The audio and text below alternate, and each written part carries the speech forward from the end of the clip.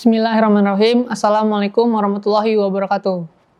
Salam sejahtera untuk kita semua. Halo Sobat Gelora, berjumpa lagi dengan saya, Farhan, Yespreneur Kota Bekasi. Yespreneur adalah suatu komunitas yang diurus oleh Coach Wulan, bidang UMKM DPN Partai Gelora Indonesia. Saat ini saya sudah berada dengan salah satu pelaku usaha dari Kota Bekasi. Selamat siang, Bapak Delva. Selamat siang, Bang Farhan. Manggil Bang apa Bro? Kita lebih enak manggil Bro nih, Pak. Iya.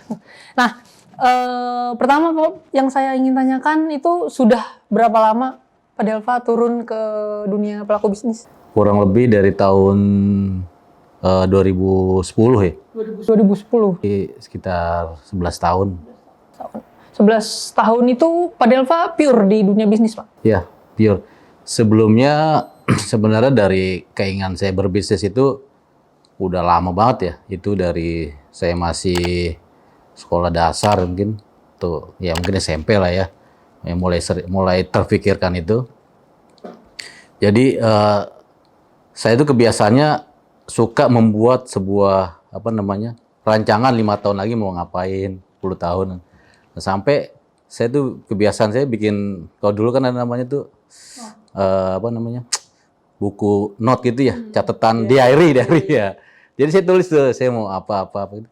Sebelum jadi pengusaha kan dulu tuh biasanya tuh jadi tentara, termasuk jadi ustadz juga tulis. Sampai akhirnya wah enakan jadi pengusaha nih kan. Nah dari situlah saya sudah menulis dalam diary saya bahwa saya harus jadi seorang pengusaha sekitar ya SMP itulah. Setelah Bapak sudah memutuskan untuk menjadi pengusaha, Pak, itu kenapa Bapak bisa memutuskan? Apakah karena ada faktor turunan atau memang sudah menjadi kebiasaan atau hobi? Kalau turunan sih enggak juga sih. Memang saya orang Padang ya. Bapak saya usaha kecil ya, dia bikin ikat pinggang. Tapi dari 6 saudara atau 6 saudara, kita 6 bersaudara ya. Itu nggak ada yang jadi pengusaha, saya doang itu. Artinya kan itu bukan dari darahnya sengaja, tapi memang dari pemikiran kita sendiri. Bahwa saya sampai menemukan sebuah pemahaman bahwa untuk mempunyai supaya kita mempunyai kelebihan atau mempunyai daya saing atau daya jangkau yang lebih luas, itu salah satunya menjadi pengusaha. Itu saya mulai proses yang istilahnya nggak gampang juga sih buat ngeyakinin diri saya gitu loh. Memang awal-awalnya pada saat saya masih pendidikan itu ya gampang ya, kita belajar banyak buku segala macam. Tapi begitu kita terjun langsung ke masyarakat selesai SMA ya, itu baru istilahnya bayangan kita yang ideal waktu sekolah dengan kenyataan kan baru tabrakan tuh. Nah itu baru kesulitannya baru muncul. Nah di situ kita harus ngapain gitu loh. Itu yang nggak gampang di sini. Menarik pembahasan dengan Pak Delva pada hari ini. Mungkin pemirsa bertanya-tanya tuh Pak, untuk menjadi pelaku bisnis atau pelaku usaha itu tahap-tahap awal yang harus disiapkan, yang harus dijalankan itu untuk menjadi seorang pelaku bisnis apa tuh Pak? Kalau kita berpijak pada literasi buku ya biasanya tuh kalau diajarin kan pertama modal, terus jaringan, tempat, bla bla bla segala macam ya. Ternyata begitu saya terjun itu nggak segampang itu gitu loh. Terutama di modal itu ya. Sehingga saya tuh bikin sebuah lagi-lagi tuh saya bikin skate lagi tuh kan. Yang saya butuh modal, berarti saya harus dapat modal dari mana kan? Ya. Kalau mau dapat modal kan bisa minta orang tua, minjem di bank, minjem sama temen kan. Kalau kita baru keluar dari sekolah kan nggak mungkin kita ujuk-ujuk minta sama teman minjem modal dong. Jadi itu harus kreat juga gitu loh. Kreat gimana kita bisa menciptakan tuh, menarik modal itu atau bisa dapat modal dari mana gitu. Nah salah satunya waktu itu saya berpikir, wah saya berarti harus kerja dulu nih gitu. Jadi keinginan saya itu saya simpan dulu, saya harus kerja dulu. Kerja yang bisa menghasilkan bisa menghasilkan uang yang income yang cukup dan ada kelebihannya. Plus bagaimana saya bisa mencari jaringan atau membentukkan jaringan. Jadi selama kurang lebih dari saya tamat sekolah itu di tahun 99, kemudian waktu itu habis krisis tuh, tahun 98 kan, wah itu kerusuhan. Wah itu gimana cara muter otak tuh kan. Akhirnya saya memutuskan, berarti ada 2 yang saya ambil waktu itu. Saya harus dapat income dan saya harus dapat jaringan. Waktu itu saya berpikir antara saya jadi TKI atau jadi marketing. Iya, sebenarnya. Karena di waktu itu kan kita lagi rusuh. Dia mau kerja di mana gitu. Jadi lagi sedang tidak kondusif. Ya sedang nggak kondusif. Beda dengan sekarang. Sekarang satu dunia ini kan lagi jatuh ya. Waktu itu di sekitar Asia kan jatuh. Akhirnya waktu itu saya bekerja sebagai marketing, pindah-pindah tempat, dan disitulah saya istilahnya dibina atau digembleng gitu. Digembleng mulai dari wawasan, kemudian berkomunikasi sama orang, terus pengalaman-pengalaman yang nggak diajarin di bangku sekolah itu dapat semua di situ. Baik sekali. Nah, satu Pak yang saya ingin tanyakan kepada Pak, ketika kita ingin membuka suatu peluang bisnis atau usaha, tapi tersangkut dalam segi modal. Nah, kan tadi Pak Delvo itu berbicara kalau misalkan ingin membuka atau membangun, itu terutama ada modal ya. Nah, mungkin pemirsa ini ada yang tersangkut dalam segi hal modal. Itu baiknya gimana Pak? Kalau misalkan kita nggak ada modal, tapi kita ingin sekali membuka atau membangun peluang-peluang bisnis. Jadi sebenarnya saya selalu berpikir gini, usaha yang kita bangun itu tuh harus mempunyai kelangsungan hidup yang lama, yang panjang kan. Jadi bagaimana cara kita mendapatkan long prosperity kan, nggak cuma musiman atau lagi angkat-angkatan gitu. Dan sering kan kita lihat, waduh, pedagang musiman nih kan, pas musim Lebaran, musim Tahun Baru. Tapi kita harus berpikir gimana supaya usaha yang kita bangun itu long term gitu, bisa diturunin panjang, terus bisa menghasilkan profit atau keuntungan untuk memenuhi kebutuhan hidup plus mungkin gaya hidup kita juga kan. Kalau kita biasanya kan kalau pendapatan udah cukup, terus lebih gaya hidupnya berubah. Bagaimana kita bisa membuat atau mendapatkan bisnis seperti itu. Jadi dari pengalaman saya berpikir bahwa kebanyakan orang itu pengennya cepet gitu, nggak pengen Instan gitu ya instan. Ada tahapannya ya. Yang pertama itu saya biasa sebut sebagai kalau bahasanya basic income skill. Jadi kemampuan dasar mendapatkan uang, bukan kerja ya. Tapi kemampuan dasar kita menghasilkan uang. Apa sih contohnya kemampuan dasar itu? Misalnya, badan saya nggak bawa apa-apa, saya cuma bawa HP. Gimana caranya saya pakai HP, saya bisa menghasilkan uang? Yang paling gampang HP-nya dijual ya. Tapi zaman sekarang kan banyak cara. Misalnya kita bisa jual reseller ya, jadi reseller ya. Itu kan bisa menghasilkan. Terus kita punya kemampuan yang lain, misalnya kita bikin kalau bikin iklan itu copywriting. Nah, itu bisa dijual tuh. Terus kemampuan kita mengedit video, terus jadi marketing, misalnya kita bekerja di tempat lain atau kita jadi freelance di marketing, itu kemampuan dasar itu. Jadi artinya kita sendiri tanpa orang lain kita bisa menghasilkan duit. Nah, itu rata-rata orang tuh loncat gitu. Wah, langsung pengen usaha gede, tapi yang dasar ini nggak dilewatin. Wah, kalau punya, apalagi pemikirannya pengen usaha gede biar dilihat orang keren itu udah salah aja pikirannya. Jadi kemampuan dasar yang tidak perlu modal gitu ya, seperti online shop. Bisa duit. Nah, kalau kita udah punya basic itu yang kuat, itu istilahnya ya duit dateng lah. Nah, tinggal setelah kita punya kemampuan dasar itu, kita targetin nih. Saya mau penghasilan 5 juta, 10 juta dari kita sendiri aja gitu. Kalau itu udah kepegang sampai kita punya penghasilan misal di atas 20 juta itu udah aman gitu. Baik, Pak Deva, masih sangat banyak yang harus kita bahas, tapi kita harus break. Mungkin pemirsa juga di rumah masih menunggu-nunggu kan kelanjutan dari bincang-bincang kali ini. Ikuti terus bincang pada hari ini.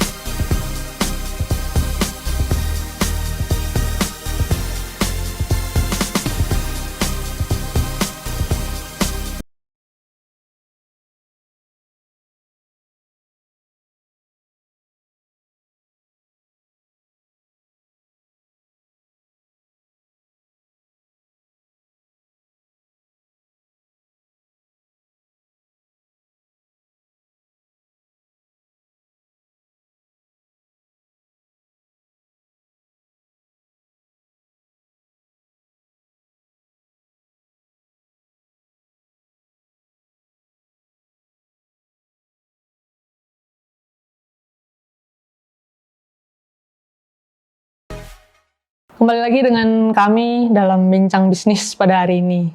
Ya, tadi Pak Delva, ada satu poin penting dari penjelasan sebelumnya Pak, itu ada Pak Delva berkata, kita harus melihat bisnis yang long time.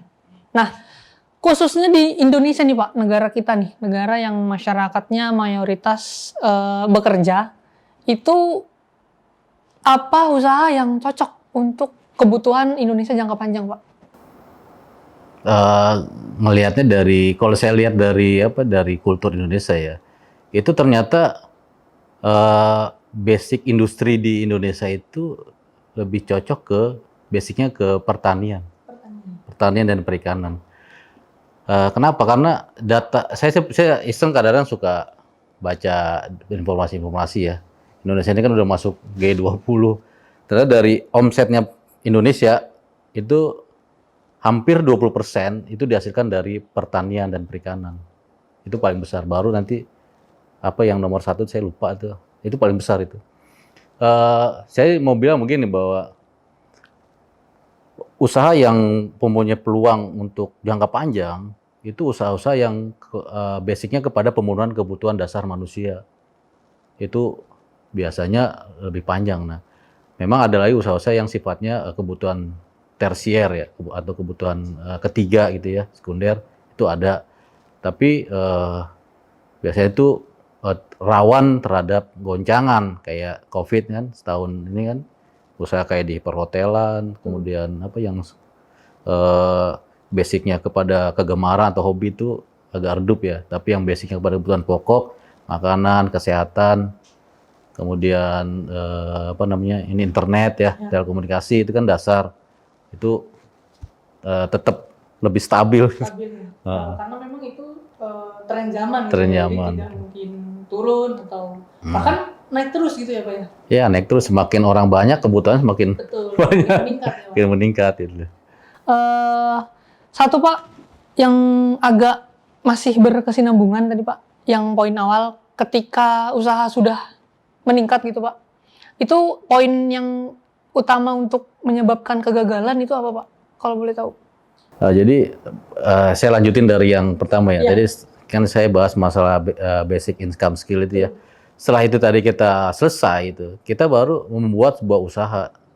Jadi konsepnya usaha yang kita buat ini, kita mengajak orang untuk bersama-sama membangun bisnis. Jadi nggak bisa kita membangun bisnis itu sendirian gitu. Tapi basicnya dari kita dulu nih, kita udah punya. Nah, misalnya kita di penjualan ya, penjualan produk tertentu misalnya. Penjualannya ada sebenarnya sebulan itu pada saat kita sendiri ada 10 item, kita bisa sendiri. Pada saat penjualan itu meledak menjadi 100 item bahkan sampai 1000 item, itu kan kita harus membangun organisasinya tuh. Kita harus ada bagian pembelian, bagian penjualan, bagian administrasi, bagian penagihan. Nah, itu harus jalan kan. Jadi setelah itu jalan dan organisasi jalan, itu cepat itu scale up-nya gitu. Jadi ada dua kita. Jadi dua kan poinnya. Poin pertama adalah kita sendiri bisa menghasilkan uang. Poin kedua, orang-orang atau organisasi yang kita bangun menghasilkan uang juga buat kita juga. Ada dua tuh. Seperti itu. Ketika penjualan masih belum stabil nih Pak, masih di bawah menengah. Bagaimana cara yang paling efektif untuk penjualan itu, untuk meningkatkan penjualan yang tadi Bapak Deva bilang, untuk meledak gitu Pak? Ya jadi penjualan ya kita bisa penjualan yang pertama itu dari natural ya. Kalau kita membangun bisnis benar-benar dari nol, dari diri kita sendiri, biasanya kita sudah punya pasar sendiri kan. Jadi pasar itu melihatnya kita dulu nih. Kita punya produk apa misalnya produk A gitu. A ini yang udah dikenal, yang bikin si B kan. Biasanya udah natural. Nah, baru setelah itu, setelah ada ada tim, biasanya tim penjualan kan. Misalnya kalau perusahaan baru itu pertama kali itu tim penjualan dulu tuh. Tim penjualan nambah 1. Nah, tim penjualan ini sistem penjualannya bisa direct selling, bisa canvassing. Direct selling tuh misalnya kita buka toko ya, orang datang lewat. Ke canvassing kita samperin tempat mereka. Misalnya kita punya produk apa nih, kita sisir dulu. Produk kita ini yang pakai produk kita siapa gitu. Nah, itu kan beda-beda. Ngeliat pasar yang pakai produk kita siapa gitu. Kalau kita udah tahu ciri-ciri atau karakteristik pemakai produk kita bisa mempromosikan tuh ke pasar tersebut. Caranya bisa kita samperin. Cara yang paling manual itu ya, itu nawarin door to door, itu paling manual. Istilahnya zaman kuda gigit besi, istilahnya kalau zaman Majapahit itu Dulu banget ya Pak yang istilahnya apa ya? Kalau dulu Raden Wijaya masuk ke hutan tuh dibabat hutannya, babat alas ya. Istilah babat alas tuh door to door nawarin. Nah, setelah itu berjalan, kita bisa sekarang scale up. Sekarang udah zamannya digital ya, kita bisa pakai digital marketing gitu. Pakai Facebook Ad, Google Ad, kemudian WhatsApp dan lain sebagainya gitu. Gitu. Ngomongin bisnis itu pasti tidak sepenuhnya selalu di atas gitu Pak Delva, betul? Ya. Yang ingin saya tanyakan adalah pernah berada di titik terendah untuk merintis bisnis itu sampai mana Pak? Apakah sampai minjem modal kah, ataukah sampai ganti peluang usaha kah? Gimana Pak? Stres. Sampai stres. Itu sampai ke psikolog Pak? Oh, itu bisa Karena gini ya, diceritakan. apa namanya, membangun mindset itu nggak gampang ternyata ya. Kita sering ngomong, wow ganti mindsetnya, buang cara lama, masuk cara baru, itu ternyata nggak gampang prakteknya. Ngomongnya mah gampang gitu. Susah itu. Bicara dengan mindset nih Pak, lebih menarik nih. Mindset usaha ya Pak ya. Apa sih mindset usaha itu yang Bapak tahu? Maksudnya dalam menjalankan usaha kita harus mempunyai mindset. Mindset yang seperti apa yang harus kita punya Pak? Ya, bisa bayangin gini ya, ada orang misalnya kerja udah enak, gaji misal di atas 10 juta sebulan, nggak pusing, ya nggak stres gitu ya. Betul. Udah nyaman lah istilahnya. Terus harus keluar, membangun usaha, itu yang nggak pasti penghasilannya, nggak ada yang gaji. Terus kalau kita waktu kerja, kalau keluar kota tinggal rembes, ada yang ganti, ini kita ganti sendiri, segala macam. Gitu, Pak. Memindahkan cara berpikir dan kebiasaan itu, kita tinggalin ke yang baru itu nggak gampang. Nah, saya sendiri tuh meyakinkan diri saya bahwa saya harus pindah kuadran, itu ya mungkin saya efektifnya itu 2 tahun meyakinkan diri saya itu. Saya harus ketemu berbagai orang yang sudah punya pengalaman untuk meyakinin saya. 2 tahun untuk meyakinkan tuh Pak, untuk meyakinkan. Dalam 2 tahun itu, Pak Delva untuk meyakinkan bisnis, apa yang Pak Delva lakukan, kalau boleh tahu? Yang pertama saya harus menghitung kebutuhan dasar saya. Oke, misalnya kita punya kebutuhan dasar 5 juta. Berarti kalau kita berhenti, kita nggak punya gaji kan, berarti kita harus yakinin bahwa kita punya duit standby 6 bulan, 6 kali 5, berarti 30 juta. Kalau 5 juta, kalau misalnya 10 juta tinggal dikali aja, 60 juta. Terus yang kedua, kita penjualan kita yakinin nggak berhenti gitu. Jadi kita harus ada penjualan. Itu tadi penjualan itu kan kita mulai dari diri kita. Kalau kita udah ada tim kita yang jual. Nah itu yang dua itu yang paling utama tuh. Kalau modal sih istilahnya nanti dulu deh, itu nggak seberapa kok itu kan awal-awal itu. Selain melakukan pemasaran menggunakan media digital tadi apa ya, untuk menambah jaringan, apa ada cara lain Pak yang lebih modern kah atau yang lebih mudah untuk menambah cuan gitu Pak, maksudnya Pak? Kalau yang lebih mudah ya yang paling modern ya itu sekarang kan. Yang itu paling modern. Kalau yang lebih mudah lagi ya iklan di TV, tapi kan berapa biayanya iklan di TV? Kalau iklan kayak kita iklan di YouTube aja paling kan 10 juta, 20 juta tergantung barangnya juga sih. Kalau iklan di TV mah mana cukup segitu. Yang paling spesifik paling digital marketing saat ini ya. Baik Pak Delva, teman-teman di rumah masih makin bingung kan dengan apa nih sebenarnya yang harus kita kembangkan lagi untuk bisnis. Nah, jangan kemana-mana, tetap ikuti bincang-bincang bisnis kita pada hari ini. Terima kasih.